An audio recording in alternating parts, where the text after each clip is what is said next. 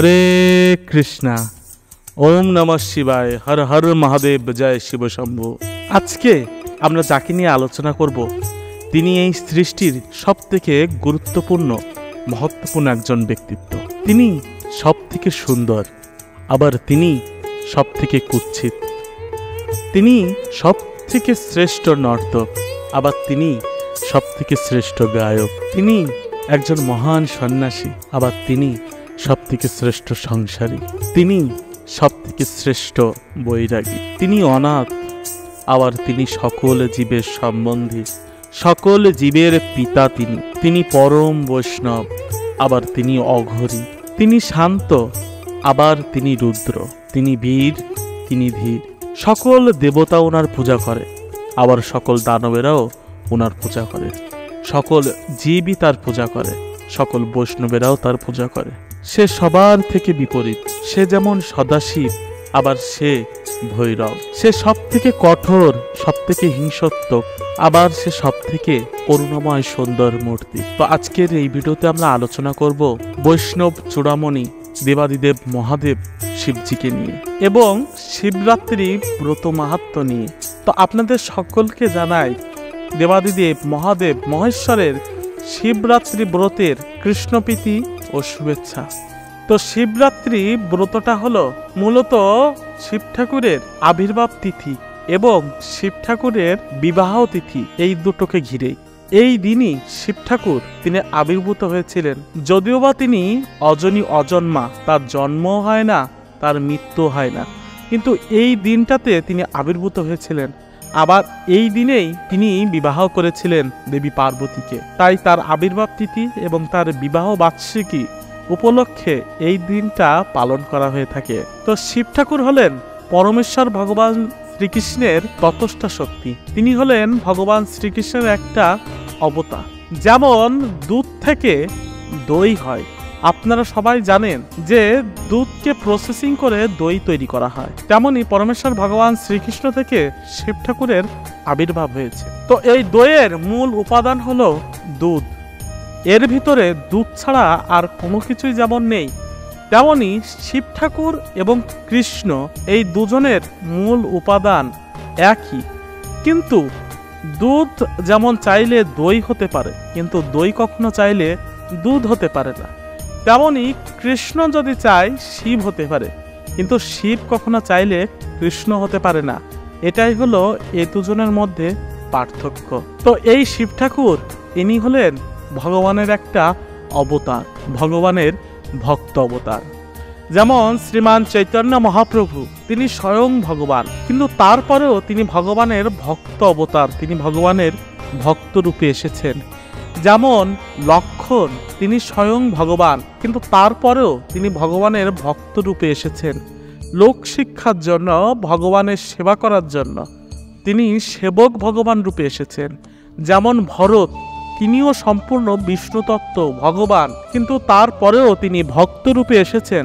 যেমন গিরিরাজ গোবর্ধন, তিনি সাক্ষাৎ বিষ্ণু তত্ত্ব, কিন্তু তারপরেও তিনি ভক্ত রূপে এসেছেন। ঠিক তেমনি মহাদেব, তিনি সাক্ষাৎ ভগবান, কিন্তু তারপরেও তিনি পরম বৈষ্ণব ভক্ত রূপে এসেছেন এই কলিহত সমস্ত জীবদের, তামসিক জীবদের উদ্ধার করার জন্য। তো ভগবান শিবের একাদশ রুদ্র অবতার রয়েছে। কোন জীব যদি চেষ্টা করে 100 জন্ম ধরে সে যদি বর্ণাশ্রম ধর্ম পালন করে, তাহলে সে ব্রহ্মা হতে পারে। এবং 100 বার 100 জন্ম ধরে ব্রহ্মা হওয়ার পর সেই জীব চেষ্টা করলে সর্বোচ্চ রুদ্র হতে পারে, কিন্তু সে কখনো মহাদেব বা শিব হতে পারে না। এই মহাদেব বা শিব একজনই। তো এই শিবের দুটো প্রকাশ রয়েছে, একটা হলো সদাশিব, আরেকটা হলো রুদ্র। তো এই শিব এবং বিষ্ণু তত্ত্ব এটা একই, আবার এটা ভিন্ন। তো এদের ভিতরে একটাও রয়েছে, ভিন্নটাও রয়েছে, কিন্তু একটা একটু কম, ভিন্নটা একটু বেশি। আপনাদের খুব সুন্দর একটা গল্প বলছি। একবার একটা শিব মন্দিরে একজন শিব ভক্ত বাস করতেন। সেখানে একবার একজন বিষ্ণু ভক্ত আসলেন। তো বিষ্ণু ভক্ত সেখানে এসে বারবার সেই শিব ভক্তের নিন্দা করতে লাগলেন যে না না, শিব ঠাকুর কোনো ভক্ত না? তিনি যদি ভক্ত হবেন তাহলে ভক্তের আচরণ কেন এরকম হবে? তিনি কেন শ্মশানবাসী হবে? তিনি কেন বস্ত্র পরিধারণ করেন না? তিনি কেন ভস্য মাখেন? কেন তিনি অপদ্রব্য সেবন করেন? এরকম কটূক্তি কথা তিনি শিব ঠাকুরকে বলতে লাগলেন। তো যিনি শিবভক্ত ছিলেন তিনি বারবার বলতে লাগলেন যে না, শিব ঠাকুর পরম বৈষ্ণব, তিনি ভগবানকে ভালো জিনিস দেন, তাই তিনি এগুলো গ্রহণ করেন না। এভাবে তিনি শিব ঠাকুরকে প্রোটেক্ট করতে লাগলেন। তো দুজনের ভিতরে যখন এরকম বাগদণ্ড চলতে লাগলো, তখন সেখানে নৃসিংহদেব প্রকাট হলেন এবং তিনি শিবলিঙ্গের ভিতর দিয়ে প্রকাট হলেন এবং তিনি সেই বিষ্ণু ভক্তকে হত্যা করলেন। কেননা তিনি তার ভক্তের নিন্দা সহ্য করতে পারছিলেন না। তো এটা আমাদেরকে একটা শিক্ষা দিয়ে থাকে, ভগবান তার নিন্দা সহ্য করতে পারে, কিন্তু তার ভক্তের নিন্দা, পরম বৈষ্ণবের নিন্দা কখনো সহ্য করেন না। সেটা যদি তার ভক্ত হয় সেক্ষেত্রেও নয়। কিন্তু তিনি নৃসিংহরূপ ধরে যে শিবলিঙ্গ থেকে প্রকাট হলেন, তাহলে শিব এবং কৃষ্ণের ভিতরে কতটুকু পার্থক্য রয়েছে? তারা এক প্রকার একই। তো ভগবানের শিব ঠাকুর রূপে অবতরণ হওয়ার কি দরকার? তো ভগবানের শিব ঠাকুর রূপে অবতরণ হওয়ার যে মূল উদ্দেশ্য সেটা হলো মায়ার সাথে সম্পর্ক স্থাপন। তো ভগবানকে মায়া কখনো স্পর্শ করতে পারে না, কেননা কৃষ্ণ সূর্য সম, মায়া হয় অন্ধকার, যাহা কৃষ্ণ তাহা নয় মায়ার অধিকার। তাই মায়ার সঙ্গে সম্পর্ক তৈরি করার জন্য ভগবান নিজেকে শিব রূপে আবির্ভূত করলেন। কেননা এই জড়জগৎ পরিচালনা করার জন্য মায়ার দরকার, এবং সঙ্গে সঙ্গে মায়া যে শক্তি, এই শক্তিটাকে পরিচালনা করার জন্য একজন শক্তিমানেরও দরকার। তাই কৃষ্ণ নিজে শিব রূপে আবির্ভূত হলেন মায়ের সাথে সম্পর্ক স্থাপনের জন্য। তো ভগবান শিব রূপে আবির্ভূত হলেন এবং তিনি তামসিক লোকজন, অঘরী, নাগা এদেরকে নিয়ে চলাফেরা করতেন, ভূত প্রেতদের নিয়ে চলাফেরা করতেন। কেননা একটা ক্লাসের যত ভালো ছাত্র রয়েছে, প্রধান শিক্ষক তাদের জন্য কোনো স্পেশাল গাইড বা স্পেশাল শিক্ষকের ব্যবস্থা না করলেও সেই ক্লাসের যত নর্মাল স্টুডেন্ট রয়েছে তাদের জন্য একজন ভালো শিক্ষক নির্বাচন করেন এবং তাকে বলেন যে তোমার উপরে আমি এই দুষ্ট ছেলেদের দায়িত্ব দিলাম, খারাপ ছেলেদের দায়িত্ব দিলাম, তুমি এদেরকে সঠিকভাবে শিক্ষা দিয়ে ভালো করে পরীক্ষায় পাশ করার উপযুক্ত করে গড়ে তোলো। ঠিক তেমনই এই যত তামসিক লোকজন রয়েছে, এই যত নাগা, অঘরী, মায়াচ্ছন্ন লোকজন রয়েছে, তাদেরকে উদ্ধার করার জন্য একজন ভালো শিক্ষকের তো দরকার। এজন্য ভগবান সদাশিব রূপে নিজেকে প্রকাট করলেন। তো এর মাধ্যমে তিনি সকল শিবভক্তদেরকে এক করে তাদেরকে হরিনামের শিক্ষা প্রদান করেন।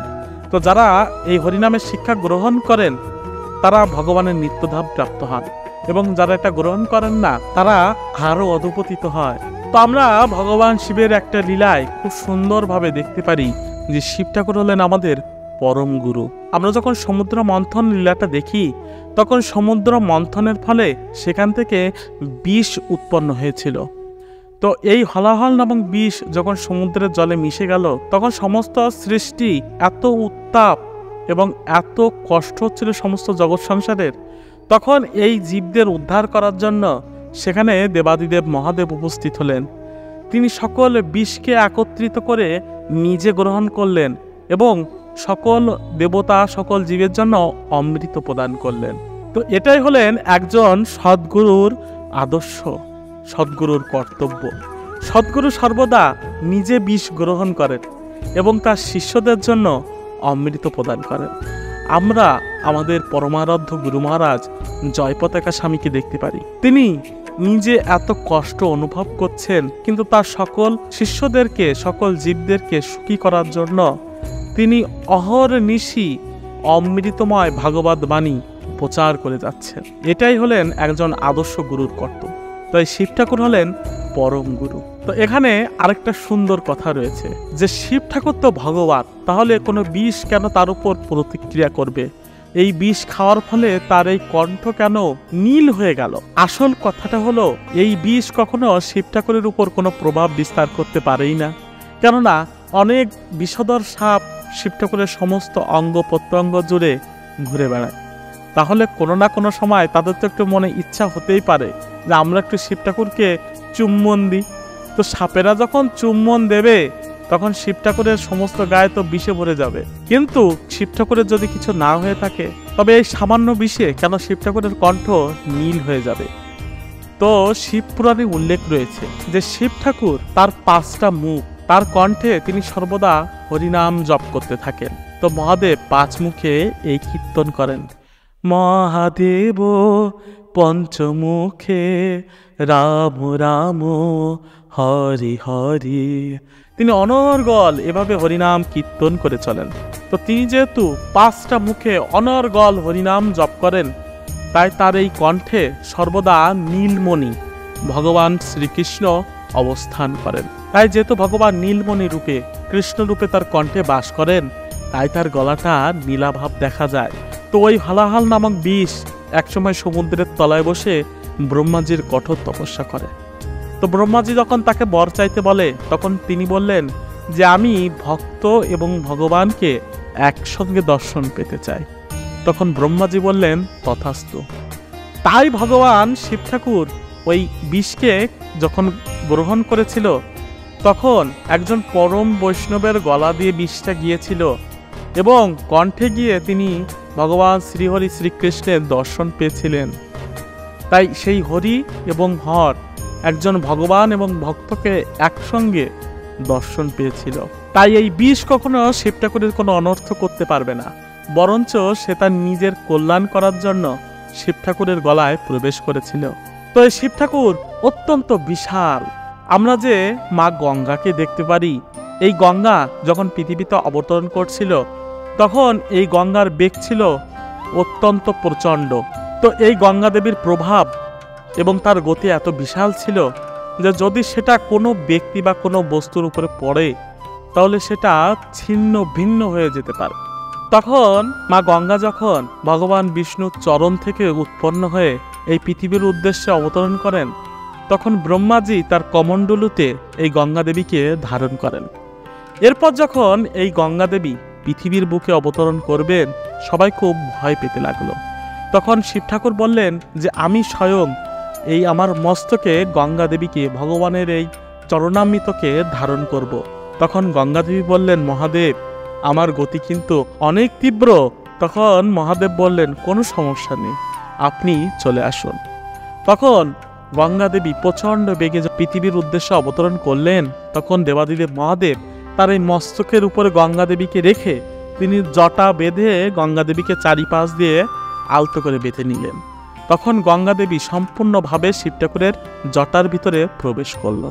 তখন ভাগীরথ আবার শিব ঠাকুরের তপস্যা করলেন যে আমি তো গঙ্গা দেবীকে এনেছি আমার পূর্বপুরুষদের উদ্ধার করার জন্য, এখন আপনি যদি তাকে আপনার জটায় বেঁধে রাখেন, তাহলে আমার পূর্বপুরুষগণ কিভাবে উদ্ধার হবে? তখন দেবাদিদেব মহাদেব তার এই চুলের একটা ছোট্ট একটা জটা এভাবে সামনে দিয়ে খুললেন। এই সামনে দিয়ে তিনি একটা মাত্র জটা খুললেন, আর তিনি যেই একটা জটা খুললেন, অমনি ওখান থেকে যে গঙ্গার স্রোত অল্প একটু বইল, সেই গঙ্গা এই সমস্ত পৃথিবীতে বহমান হয়ে রয়েছে। তো ওইটুকু গঙ্গা জলের প্রভাব আর সমস্ত বিশ্বে প্রবাহিত হয়ে রয়েছে।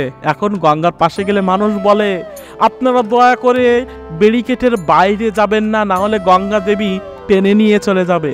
তাহলে ভাবুন শিব ঠাকুরের মাথায় কত গঙ্গা জল রয়েছে।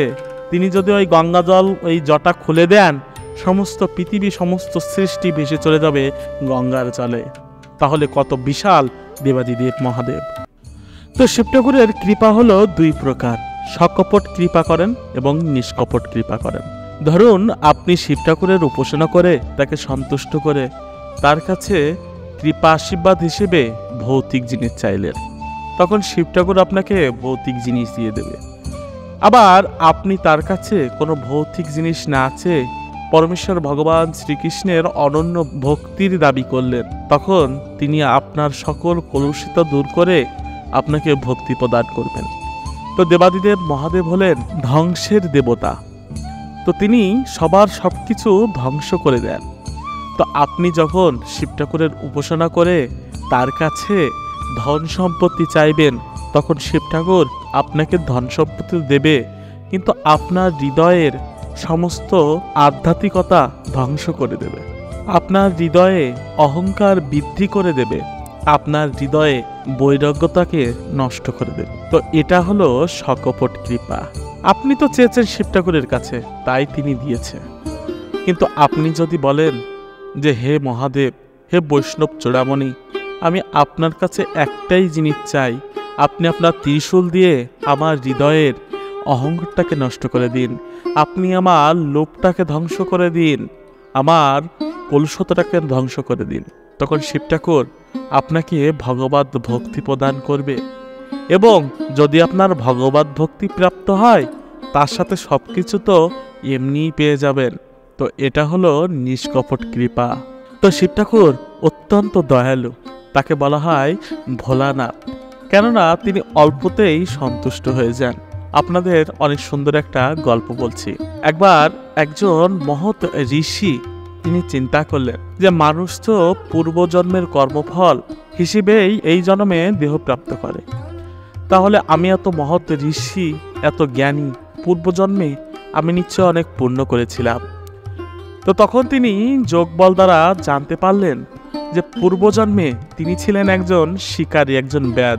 তখন তিনি অত্যন্ত বিস্মিত হলেন যে পূর্বজন্মে আমি একজন ব্যাদ ছিলাম, তাহলে এই জন্মে কেন আমি কি করে ঋষি হলাম? তখন তিনি ব্রহ্মার উপাসনা শুরু করলেন।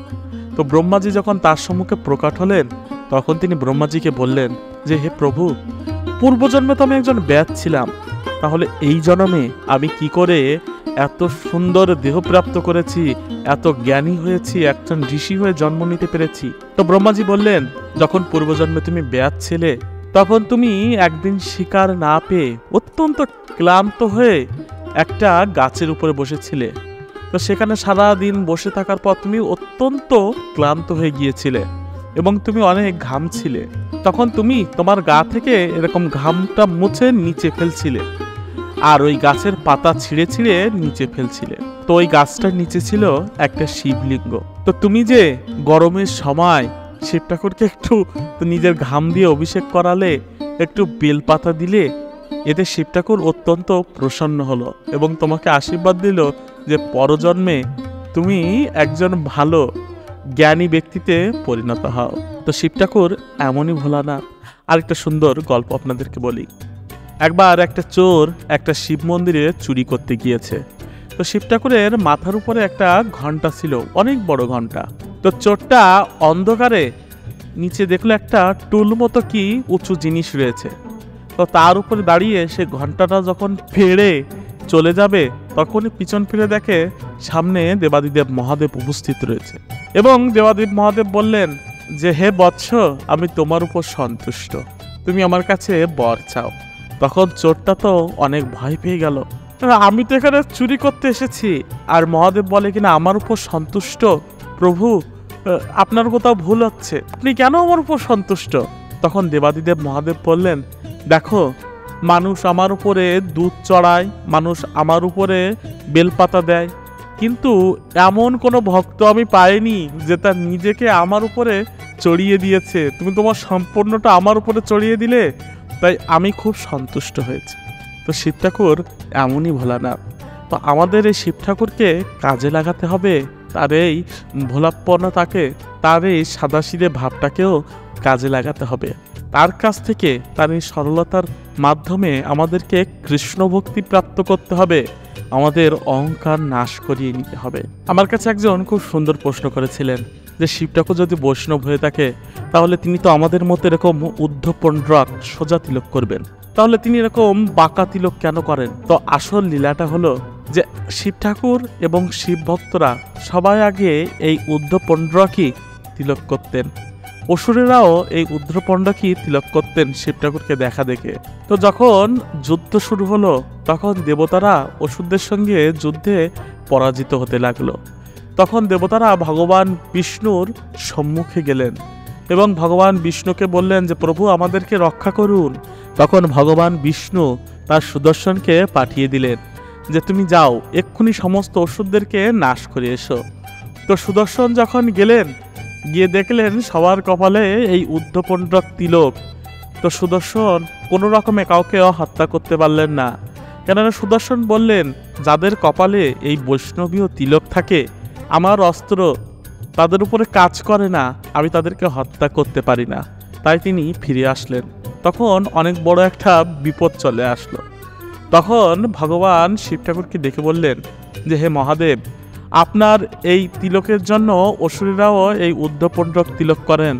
এখন আপনাকে এই তিলকের স্টাইল বদলাতে হবে, না হলে তো কোনো রকমভাবে দেবতাদেরকে বিজয়ী করা সম্ভব হচ্ছে না। তখন দেবাদিদেব মহাদেব তিনি সকল অসুরদেরকে ডেকে একত্রিত করলেন এবং বললেন, দেখো, আমরা এইভাবে তিলক করেছি বলে আজকে যুদ্ধে পরাজিত হচ্ছি, কেননা সকল দেবতারাও এইভাবেই তিলক করে।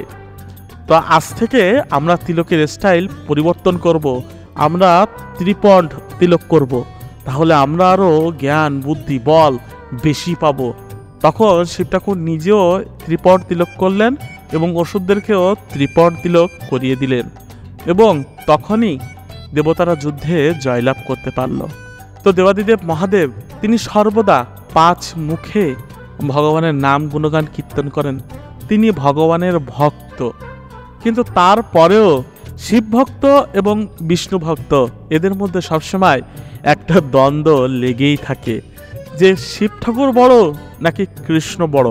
তো একবার একটা প্রতিযোগিতার আয়োজন করা হলো যে দুজনকে দিয়ে যুদ্ধ করানো হোক, কে বড় যুদ্ধের পরে সেটা বোঝাই যাবে। তো যখন যুদ্ধের আয়োজন করা হলো তখন বিশ্বকর্মা এসে দুজনকে দুটো ধনুক বানিয়ে দিল। তো যখন ভগবান বিষ্ণু প্রথম একটা তীর মারলেন, শিব ঠাকুর একটা তীর মারলেন, তখন শিব ঠাকুরের সেই তীরের প্রভাবে ভগবান বিষ্ণুর তীরটা নষ্ট হয়ে গেল। তা আসলে ভগবান বিষ্ণুর তীর তো কখনো নষ্ট হওয়ার নয়, কিন্তু এটা লোক শিক্ষার জন্য ভগবান বিষ্ণু তার ভক্তকে প্রাধান্য দেওয়ার জন্য তিনি নিজের তীরটা নষ্ট করে দিলেন। তখন শিব ঠাকুর বললেন যে এভাবে ভগবান বিষ্ণু তো সর্বদা আমাকে উপরে ওঠাতেই থাকবে। তখন ভগবান বিষ্ণু যখন একটা নারায়ণ অস্ত্র ছুড়লেন, তখন শিবজি মহারাজ তখন তিনি পলাতে লাগলেন, আর ওই নারায়ণ অস্ত্র শিব ঠাকুরের পিছন পিছন পিছন পিছন দৌড়তে লাগলো। এভাবে যেখানে যেখানে শিব ভক্তরা বলে যে না বিষ্ণুর থেকে শিব বড়, সেখানে সেখানে ভগবান শিব ঠাকুর দৌড়ে দৌড়ে যেতেন এবং নারায়ণ অস্ত্র তাকে ধাওয়া করত, এবং সবাই অবাক হয়ে যেত, কি বলেন, নারায়ণ অস্ত্রের ভয়ে শিবজি মহারাজ পলাচ্ছে।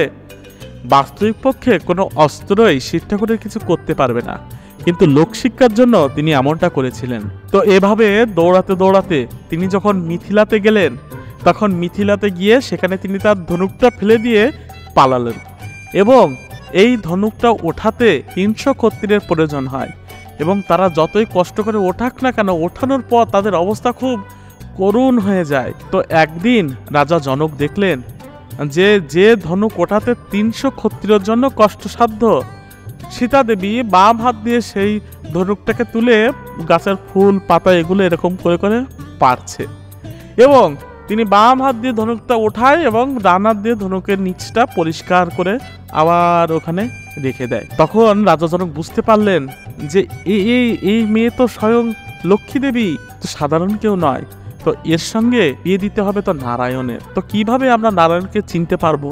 তখন তিনি ভাবলেন যে এই ধনুক যে ওঠাতে পারবে সেই হবে নারায়ণ, কেননা এই ধনুক তো দুজনই কেবল ওঠাতে পারে, একজন হলেন দেবাদিদেব মহাদেব, আরেকজন হলো ভগবান বিষ্ণু। তো দেবাদিদেব মহাদেব তো কখনো এই ধনুক ওঠাতে আসবেন না, কেননা তিনি লক্ষ্মী দেবীকে মাতৃসমরূপে দেখেন। তাহলে ভগবান বিষ্ণু যখন এসে এই ধনুকটা ওঠাবেন, তখনই বিষ্ণুর সঙ্গে আমি সীতার বিয়ে দেব। তো এভাবে যখন সীতার স্বয়ম্বরের আয়োজন করা হলো, তখন অসংখ্য ক্ষত্রিয় দেবতা রাক্ষস সবাই চলে আসলো, সবাই বল দিল করে তারা ওঠানোর চেষ্টা করলো, কিন্তু কেউ ওই ধনুক এক চুলও নড়াতে পারলো না। তখন আসলো রাবণ।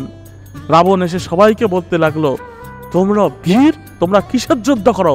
একটা সামান্য ধনুক তোমরা তুলতে পারো না? এই ধনুক ওঠাবে শিব ভক্ত রাবণ। হ্যাঁ, এভাবে গর্ব করে তিনি যখন ওই ধনুকটা ওঠাতে গেলেন, তখন শিব ঠাকুর অত্যন্ত রাগান্বিত হলো। এই ধনুকটা আমি রেখেছি আমার প্রভুর ওঠানোর জন্য, আর তুমি কেন রাবণ এই ধনুক ওঠাবে? তখন তিনি যেই ওই ধনুকটা ওঠানোর জন্য নিচে হাত দিলেন, সঙ্গে সঙ্গে শিবজি মহারাজ ধনুকের ভিতর প্রবেশ করলেন এবং জোরে সেখানে চাপ দিতে লাগলেন। তখন রাবণ তো অত্যন্ত কষ্ট পেতে লাগলো, শিবজি, আমার ভুল হয়ে গেছে, আমাকে আপনি ক্ষমা করে দিন। তখন শিব ঠাকুর একটু হালকা লুজ করলো এবং তিনি হাতটা বেরিয়ে আসলেন। সবাই তো হাসতে লাগলো, বাহ কি সুন্দর, রাবণ হরধনুষ তুলে ফেলেছে। এভাবে আমরা বুঝতে পারি যে রাবণের পক্ষে সীতা দেবীকে হরণ করা সম্ভবই নয়। যে ধনুক রাবণ উঠাতে পারেনি, সীতা দেবী সেটা বাম হাত দিয়ে ওঠায়, কিন্তু লোকশিক্ষার জন্য এটা তিনি করেছিলেন। তো এরপর ভগবান রামচন্দ্র যখন ধনুকটা ওঠালেন, সেখানে প্রত্যঞ্চ চড়ালেন এবং একটা টান দিয়ে হরধনুষটাকে ভেঙে ফেললেন। তখন শিব ঠাকুর অত্যন্ত আনন্দিত হলেন, কেননা এই ধনুকটা হলো অহংকারের প্রতীক। তো যখন কারোর অহংকারকে কেউ ভাঙে তখন সে অত্যন্ত কষ্ট পায়। কারোর দম্ভকে কেউ যদি আঘাত করে সে অত্যন্ত কষ্ট পায়। কিন্তু শিব ঠাকুর এতই পরম বৈষ্ণব, তার অহংকার চূর্ণ হয়েছে, এতে তিনি আরো আনন্দিত হলেন এবং আনন্দিত হয়ে তিনি আরো উদ্দণ্ড নৃত্য করতে লাগলেন। তিনি ডবল খুশি হলেন, কেননা তার এই ধনুক ভাঙার ফলে রাম এবং সীতার বিবাহ হবে, লক্ষ্মী এবং নারায়ণের বিবাহ হবে। এতে তিনি অত্যন্ত আনন্দিত হলেন। তো শিব ঠাকুর অত্যন্ত ভোলানাথ, তার কাছে যে যা চায় তিনি তো তাকে তাই প্রদান করেন। একবার কি হলো, একবার দুর্গাদেবী শিব ঠাকুরের উপরে রাগ করলেন। তিনি বললেন, আমি বাপের বাড়ি চলে যাব, আমি এই ভূত প্রেতের ভিতরে থাকি, আমার দুটো ছেলে হয়েছে কার্তিক গণেশ, আমার তো এখন একটা ঘর বা একটা বাড়ির দরকার, আমি এইভাবে শ্মশানে এইভাবে আমি থাকতে পারবো না এখন।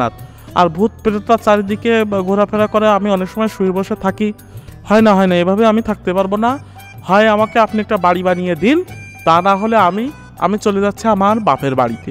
তখন শিব ঠাকুর বললেন, তোমার ঘর লাগবে, তুমি আমাকে আগে বলবে না, দাঁড়াও। তখন তিনি সঙ্গে সঙ্গে বিশ্বকর্মাকে ডাক দিলেন এবং বললেন যে দেবী পার্বতীর জন্য অনেক সুন্দর একটা আকাশমহল এখানে তৈরি করে দিন। তখন বিশ্বকর্মা সঙ্গে সঙ্গে একটা আকাশমহল, যেটা আকাশে উড়ে বেড়াবে এবং সম্পূর্ণ সেটা সোনা দিয়ে নির্মিত, তিনি তৈরি করে দিলেন। তো এই আকাশমহল তৈরির পরে সেই গৃহপ্রবেশের জন্য কিছু ব্রাহ্মণ, কিছু গাভীদেরকে তো খাওয়াতে হয়। তখন তিনি ওই ঘরে খাওয়ানোর জন্য পৃথিবী থেকে অনেক জ্ঞানীগুণী ব্রাহ্মণকে ডাকলেন। তো সকল ব্রাহ্মণেরা যখন চলে যাচ্ছিল তখন তারা সবাই শিব ঠাকুরকে বললেন যে প্রভু, আমাদেরকে একটু কৃষ্ণ ভক্তি দেন, আমাদেরকে একটু জ্ঞান বুদ্ধি দেন, শাস্ত্র জ্ঞান দেন, অনেক কিছু তারা শিব ঠাকুরের কাছ থেকে নিয়ে যাচ্ছিলেন। তো অন্তে একজন ব্রাহ্মণ থেকে গেল। তো সেই ব্রাহ্মণ শিব ঠাকুরকে দেখে বললেন যে প্রভু, এই মহলটা আপনার, আপনি থাকবেন এখানে? তো বললেন, হ্যাঁ আমি থাকবো। তখন সেই ব্রাহ্মণ শিব ঠাকুরকে বললেন যে আপনি তো পরম সন্ন্যাসী, আপনি তো বৈরাগী মানুষ, এরকম স্বর্ণমহলে কেন আপনি থাকবেন? আপনি ওই মহলটা আমাকে দান করুন। তখন শিব ঠাকুর বললেন, হ্যাঁ তুমি ঠিক কথাই বলেছ, যাও এই মহলটা আমি তোমাকে দিয়ে দিলাম। বলে সেই মহলটা নিয়ে সেই ব্রাহ্মণটা চলে গেলেন। তো সেই ব্রাহ্মণটা ছিলেন রাবণ। তো এতে দুর্গাদেবী অত্যন্ত রাগান্বিত হলেন যে আমি আপনার কাছে কোনো কিছু চাইনি, একটা মহল চেয়েছি, সেটাও আপনি রাবণকে দিয়ে দিলেন। আর রাবণ, আমি তো তোর মায়ের মতো, আমি তো তোর মা, তুই আমার মহলটা, আমার ঘরটাও তুই নিয়ে নিলি। তা আমি অভিশাপ দিলাম, তোর ঘর একদিন আমি পোড়াবো এবং তোর সোনার লঙ্কা পুড়ে ছাই হয়ে যাবে। তো সোনা পুড়লে তো গোলে একটা দোলা হয়, কিন্তু ওই সোনার লঙ্কা পুড়ে ছাই হয়ে গিয়েছিল, এটা দুর্গাদেবীর অভিশাপ। তখন প্রশ্ন হতে পারে যে সোনার লঙ্কা তো পুড়িয়েছিল হনুমান, তাহলে দুর্গাদেবী কি করে পোড়ালো? এটার উত্তর হলো, যখন ভগবান শিব ঠাকুর তার একাদশতম অবতার হনুমান রূপে আবির্ভূত হবেন, তখন তিনি বললেন যে আমি প্রভুর অনন্য সেবা করব, এই জন্মে এই অবতারে আমি ব্রহ্মচারী থাকবো, আমি কোনো বিয়ে করব না। তো ভগবান এবং ভগবানের শক্তি তারা সবাই প্যারালাল হিসেবে সরাসরি ট্রেনের দুটো পাটির মতো চলে। যেমন ভগবান যখন কৃষ্ণ হয়, শক্তি হয় রাধা, ভগবান যখন নারায়ণ হয়, শক্তি হয় লক্ষ্মী, ভগবান যখন রাম হয়, শক্তি হয় সীতা, আবার ভগবান যখন শিব হয়, শক্তি হয় গৌরী। তো বলেন এই অবতারে আর দুর্গাকে নিয়ে যাব না। তখন দুর্গাদেবী অত্যন্ত নাছড় বান্দর মতো লাগলেন যে আমাকে আপনার নিয়ে যেতেই হবে। তখন শিব ঠাকুর একটা উপায় বের করলেন, ঠিক আছে, আমি যেহেতু বানর রূপে আবির্ভূত হব, তাহলে আমার সঙ্গে সঙ্গে তো আমার লেজ থাকবে, তুমি আমার লেজ রূপে আবির্ভূত হবে। তো হনুমানের যে লেজ সেটা হলেন স্বয়ং দুর্গা দেবী। তো তিনি বলেন, বাহ, এটা তো খুব ভালো হলো, পিছনে দাঁড়িয়ে আমি দেখতে পারবো যে আপনি সামনে কিছু করছেন কিনা।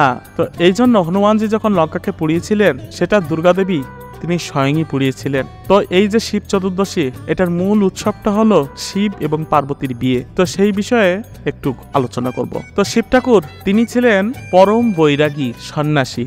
তিনি ভেবেছিলেন তিনি কখনো বিয়েই করবেন না। তো এই সুযোগের সদ্ব্যবহার করে একজন অসুর তিনি ব্রহ্মার তপস্যা করে ব্রহ্মার কাছে একটা বর চাইলেন যে আমার মৃত্যু শিব পুত্রের হাতেই হবে। তো শিবের পুত্র, তার জন্য তো শিবকে অবশ্যই বিবাহ করতে হবে।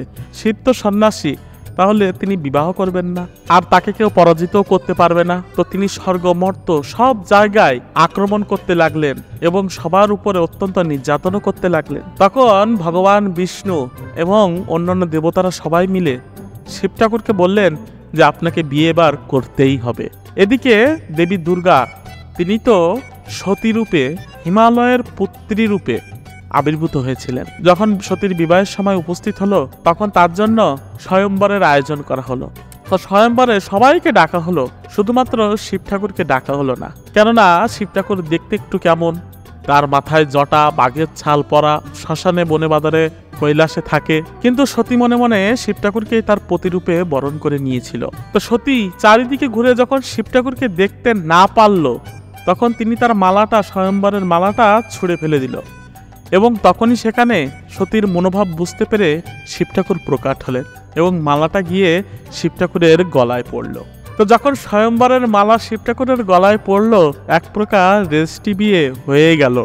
এখন বিয়ে তো দিতেই হবে। তখন সবাই মিলে অনেক বুঝিয়ে সুঝিয়ে শিব ঠাকুর আর পার্বতী দেবী বিয়ের ব্যবস্থা করলো, পাকা কথাও হয়ে গেল। তো যখন বিয়ের দিন উপস্থিত হলো তখন ভগবান বিষ্ণু কৈলাসে এসে শিব ঠাকুরকে বললেন, হে প্রভু, হে সদাশিব, হে শিবজি মহারাজ, হে পরম বৈষ্ণব, আমি জানি আপনি বৈরাগী, কিন্তু তারপরেও প্লিজ এই বিবাহের দিন, আজকের দিনটা অন্তত একটু সেজে গুজে যাবেন। আপনার কাছে আমার একটা বিশেষ অনুরোধ।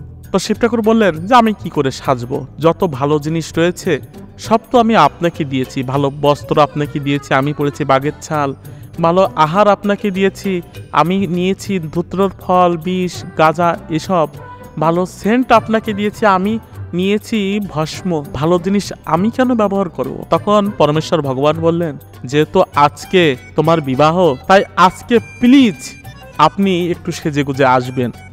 আমি স্বর্গ থেকে সুন্দর সুন্দর মেকআপ আর্টিস্ট পাঠাবো, কামদেব, অনেক অপ্সরাকে আমি পাঠাবো যারা সুন্দর করে আপনাকে সাজিয়ে মেকআপ করে দেবে। অন্তত একটা দিন আপনি সেজে গুজে বিয়ে করতে যাবেন। তখন শিব ঠাকুর বললেন, ঠিক আছে, আপনি যখন বলছেন অবশ্যই আমি সেজে যাব। তা স্বর্গ থেকে অনেক মেকআপ আর্টিস্ট, কামদেব সহ অনেক মেকআপ আর্টিস্ট অনেক সুন্দর সুন্দর পোশাক মেকআপ নিয়ে উপস্থিত হলো। তো তারা যখন ভগবান শিব ঠাকুরকে সাজাতে লাগলেন, একে একে তার গা থেকে সাপদেরকে খুলতে লাগলেন, তখন সাপেরা বলতে লাগলেন, বাহ বাহ প্রভু বাহ, আমরা শুনেছি মানুষ বিয়ে করলে পর হয়ে যায়, কিন্তু আপনি তো সবার থেকে বিপরীত। এজন্য বিয়ের আগে আমাদেরকে পর করে রেখেছেন, আপনি আমাদেরকে ছেড়ে যাবেন বিয়ে করতে। বাহ, খুব সুন্দর, করতালি করতালি। হ্যাঁ, নন্দী মহারাজ বলতে লাগলেন, বাহ প্রভু, আপনার তো কোনো জবাবই হয় না, খুব সুন্দর, যান যান আপনি বিয়ে করে আসুন। হ্যাঁ, আমাদের দরকার নেই, আমরা বরযাত্রীও যাবো না, কিচ্ছু করবো না, আপনি যান, দেবতাদের নিয়ে যান, ওরাই তো আপনার সঙ্গে চলে। যখন আপনি শ্মশানে থাকেন, কই কোনো দেবতা তো আপনার সঙ্গে আসে না, আমরাই থাকি। কোথাও যাওয়ার সময় হলে কে যায় সাথে? আমরাই যাই। আর এখন আপনার সঙ্গ হয়েছে দেবতারা, খুব ভালো, যান ওদের সঙ্গে সেজে গুজে যান যান। তো এসব কথা শুনে শিব ঠাকুর ভোলানাথ আবার ভুলে গেলেন যে ভগবান বিষ্ণু তাকে বলেছিলেন সুন্দর করে সাজতে। তখন শিব ঠাকুর নন্দীকে ডাক দিলেন, ঠিক আছে, তোমরাই আমাকে সাজাও। তখন নন্দী মহারাজ তিনি কি করলেন, তিনি শ্মশান থেকে টাটকা বৈষ্ণবদের চিতার যে ছাই, সেই ছাই নিয়ে আসলেন, এনে ভগবান শিব ঠাকুরের গায়ে খুব সুন্দর করে সেটা লাগাতে লাগলেন, যেন ফেস পাউডার লাগাচ্ছে তার শরীরে। তো ভগবান শিব তিনি নন্দীকে কখনো ছাড়েন না, আর ত্রিশূলকে ছাড়েন না। তো এর পিছনে একটা লীলা রয়েছে। একবার ভস্মাসুর নামে একজন অসুর তিনি স্বর্গে আক্রমণ করে, তখন শিব ঠাকুর তিনি তো সন্ন্যাসী, তিনি তো কোনো অস্ত্র ধারণ করতেন না। তখন সবাই তাকে বললেন যে দেবতাদের রক্ষা করার জন্য, কিন্তু তিনি কি করে যুদ্ধ করবেন? তখন ভগবান বিষ্ণু সেখানে প্রকট হলেন এবং তিনি তার সুদর্শন চক্র থেকে ত্রিশূলকে প্রকট করলেন আর তার নিজের থেকে নন্দীকে বিস্তার করলেন। তাই শিব মন্দিরে গেলে আগে নন্দীকে প্রণাম করতে হয়, তার কানে কানে নিজের মনের কামনা বলতে হয়। তো নন্দী মহারাজের মাধ্যমে ভগবান সেটা পূরণ করেন। তো ভগবান শিব তিনি নন্দীকে ছেড়ে কোথাও কখনো যান না। তখন তারা বিভিন্ন রকম ডিজাইনের সাপ এনে, হলুদ, লাল, নীল এনে শিব ঠাকুরকে বিভিন্ন জায়গায় বেঁধে বেঁধে সাজাতে লাগলেন। তো শিব ঠাকুরের যখন সাজ কমপ্লিট হলো, তখন সমস্ত ভূতেরা বরযাত্রী যাবে বলে রেডি। তখন ভগবান বিষ্ণু দেখলেন এভাবে তারা যদি যায় তাহলে তো বিয়েবাড়ির সবাই ভয় পেয়ে যাবে। তখন তিনি সঙ্গে সঙ্গে ভূতেদের ডেকে বললেন, দেখো তোমরা হলে চিফ গেস্ট, আর চিফ গেস্ট তো পরে যায়, আগে যায় না, তোমরা থাকবে পিছনে পিছনে, আর দেবতারা যারা নর্মাল ব্যক্তি তাদেরকে সামনে দেবে।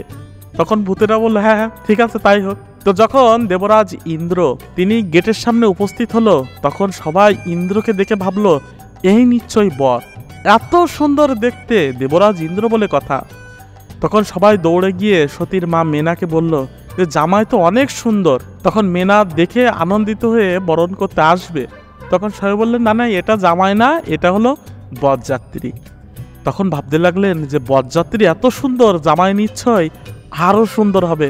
তো ইন্দ্র সরে যাওয়ার পর যখন বিষ্ণু দূতেরা আসলো, সঙ্গে ভগবান বিষ্ণু আসলো, তখন বিষ্ণুকে দেখে আকর্ষিত হয়ে গেল যে এ কি, এত সুন্দর কোনো ব্যক্তি হতে পারে?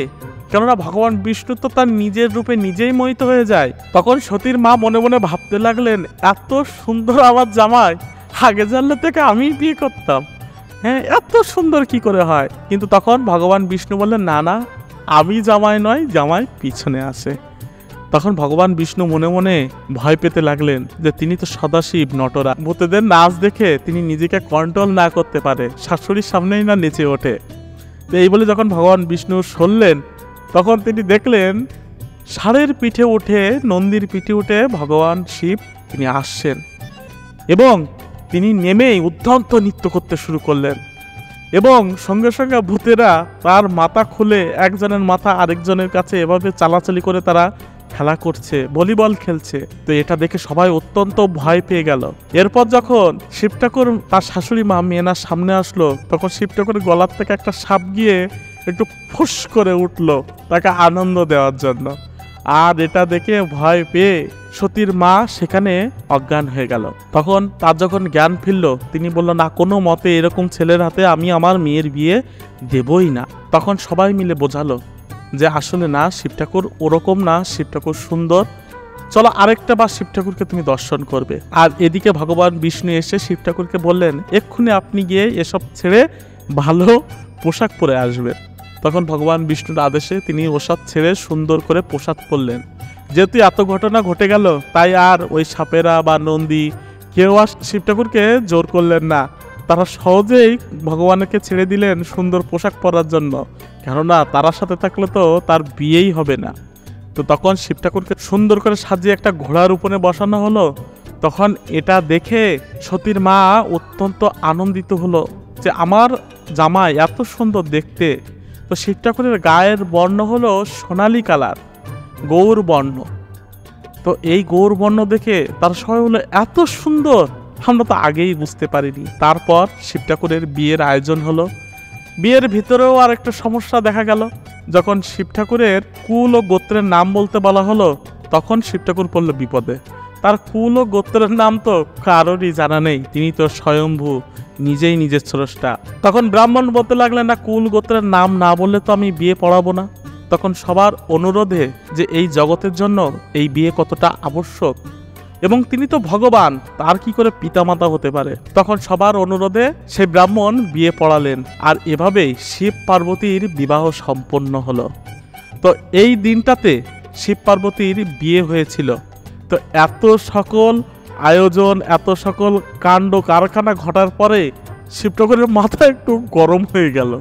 তো ওই দিন 4 প্রভাত ধরে শিব ঠাকুরের বিয়ে হয়েছিল। তো তিনি তো বৈরাগী মানুষ, এ সকল কিছুর অভ্যাস তার নেই। তাই একটু পর পর, প্রত্যেক প্রহর পর পর শিব ঠাকুরের মাথা গরম হতে লাগলো।